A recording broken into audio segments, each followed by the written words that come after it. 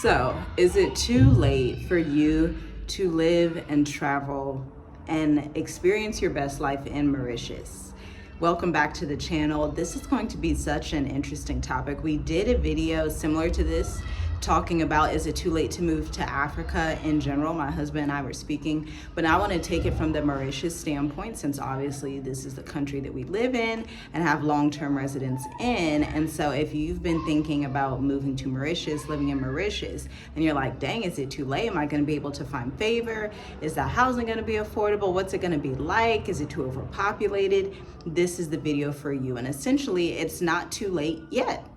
The thing with Africa and the world in general, but big time Africa, big time these digital nomad type visas, these, get it while it's good type of situations, they can change quickly. Like, we're already in the system. When we hit renew, it's just like a simple process. You just renew, you call it a day. But for you, if you haven't been here, you haven't been on the visa, you didn't do the due diligence yet, I would advise you that time is of the essence. Hundreds of people, if not thousands, have already gotten the premium visa for Mauritius. And who knows how long it'll be available, but historically, with anything you do in the world, one philosophy is that success loves speed, and that you don't just continue to wait until the last moment.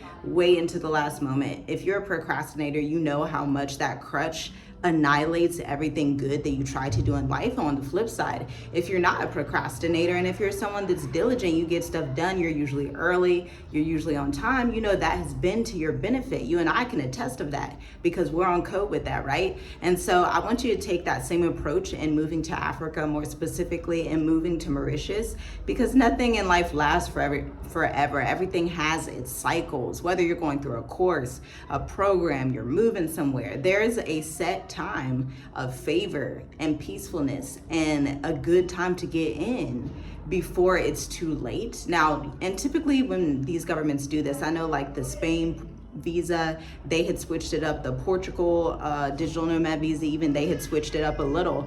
And there's no like prior announcement like, okay, we're not doing it anymore. So it's one of those things like you need to be on par. You need to just, if you're able to do it while it's there, do it while it's there. Don't wait till the last minute, just like they teach you in school. Like, you don't come to school late. Don't come to work late. It's the same thing with everything you do in life, more specifically your thoughts of moving to Mauritius, because waiting till the last minute is never a good idea. When we had learned about the premium visa in Mauritius, we weren't like delaying. We weren't like, oh, well, maybe we will, maybe we won't. We just did it because the thing is, it never hurts to have a second residence. It just doesn't. Like, how's that gonna hurt you? It's not. It's gonna favor you, and it's gonna give you favor and a leg up. So it's like, even if you don't want to stay, that's what we were thinking. Even if we were like, hey, we want to go to Kenya, because aside from South Africa, we were truly very closely eyeing Kenya because of Swahili culture, because Kenya is just like amazing. I still want to visit Kenya and spend some time there, and we may do that, but you can still have your premium visa. There's no reason not to. It's free. It's right there. You apply, you get it done. If you're an entrepreneur, that's going to be the best bet. But if you're a W-2 worker, you can also get a letter from your employer. But we're entrepreneurs, so we submit our company information, our company bank statements, our company website, and our company golden seal from our online business kit, right? And this is why it's so funny when people talk about like, oh, I want a brick and mortar, y'all. The real favor is when you have an online business, okay? When you're an education consultant, a tech consultant, information technology, marketing strategy, branding, writing. You could even be like a mathematics tutor. This is why we have Black Educators Amplify, which is closed right now.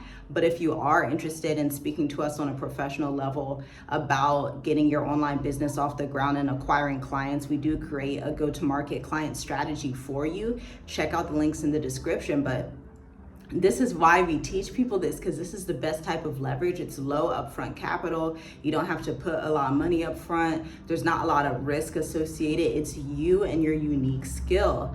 I was actually watching a video yesterday by Ali Abdaal. If anybody watches that podcast channel, he does book reviews sometimes, and he was reviewing this book talking about the way to build wealth. And a lot of people think it's like, oh, just invest in this and then do that and then do that.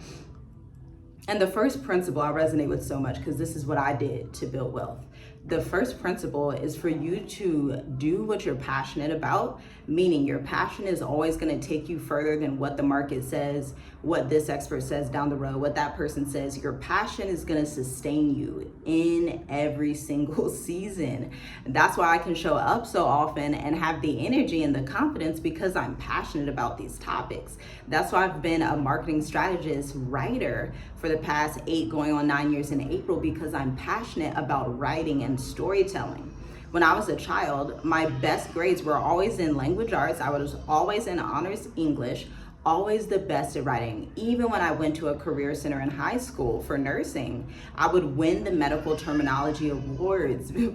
Keyword terminology, like that's my thing. Words, writing, that's my passion in life. So I will always do that, and that passion will always drive me. That intrinsic motivation is always better than like external money, power, influence, whatever those things are, like what you actually love to do.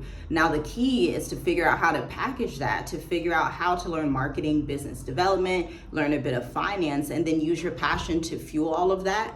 But that's like how you have success. And it's so pertinent and important when we're talking about these premium visas and these different self-employed visas that you can get in Mauritius, and that you can get in Seychelles, and that you can get in, soon South Africa is going to have theirs up, Kenya is going to have theirs up, Cape Verde already has theirs as well, and Namibia's is only 6 months. So it's like you could go and like explore there. It'd be nice to travel, but it's not like a long-term type of pathway the way this one is in this country.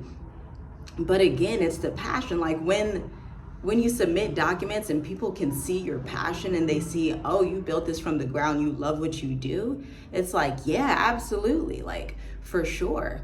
So if you're someone that's a little bit confused, you're like, well, how do I get the premium visa? How do I start my business? How do I make my business monetized? How do I get more clients? What am I supposed to do? Do what's right for you. Meaning, I chose writing, and I had a decision that I had to make when I was in nursing school. I chose to leave nursing school. Sounds crazy, right? I chose to leave nursing school to become a full-time writer. Yes, I chose business ownership over a W-2 employer, and I choose it every day over and over and over again. I haven't had a W-2 employer since 2017. Like the beginning of 2017. And so y'all, choose your passion, choose what you're already good at. And if you don't know what you're good at, get back into that artist self, that creator self, that self that has a certain passion. Look back when you were younger, look back at your work history, do something that doesn't feel like work. When I'm writing, it doesn't feel like work. When I'm talking about these topics, it doesn't feel like work. That's why I'm so consistent. That's why we're so consistent. It doesn't feel like, oh, I have to clock in to Chase Bank and go to the fraud analyst department and take these calls. It doesn't feel like that. It feels like I love talking about these topics. I'm excited to be here with you. I'm excited to share with you. And I've already written a bunch of content to help you on your journey. And so it's just this very authentic, pure, organic feeling. And anytime you can have that organic, on fireness about you, especially in your business, is going to take you so much further than if you try to force yourself into an industry. You force yourself into this, force yourself into that. Another example that I have for you is when I started out as a writer, I would write about natural hair care and natural skin care, because that's what I cared about. Y'all know I'm all natural. I don't have no perms, no none of that, okay? And I never put any crazy stuff in my hair. And because that's what I'm passionate about. That's what I love talking about and writing about. So that's how my blog started out. And then I transitioned into more business marketing, transitioned into finance. And that's where I'm at right now in finance and real estate as a copywriter. So the goal for you, just start with your passion, but don't start late. Have fun, but work like daily. Like if writing's your thing, you should be writing daily. If mathematics is your thing, you should be doing something with mathematics daily. If science is your thing, if art is your thing, if coding, if Forex, if whatever your thing is, do it daily. Become the best at it. And it's so easy to become the best at what you do when you have a true, unique passion for it, when you have industry expertise, when you have the expertise that you bring through your history and your intellectual property. That's the niche. Your brain is the niche. My brain is my niche. When my clients and I are working together, I'm extracting information and data from my brain, from my previous experiences, working with education technology companies, working with realtors, working with course creators, working with all of these different industries, and then saying, hey, you know what, I had a client that this worked for. How about we tweak it a bit for your business? Let's see how it does, right? And there's gonna be more information on that, the link in the description, if you're like, oh, how do you do that? Like, what are you talking about?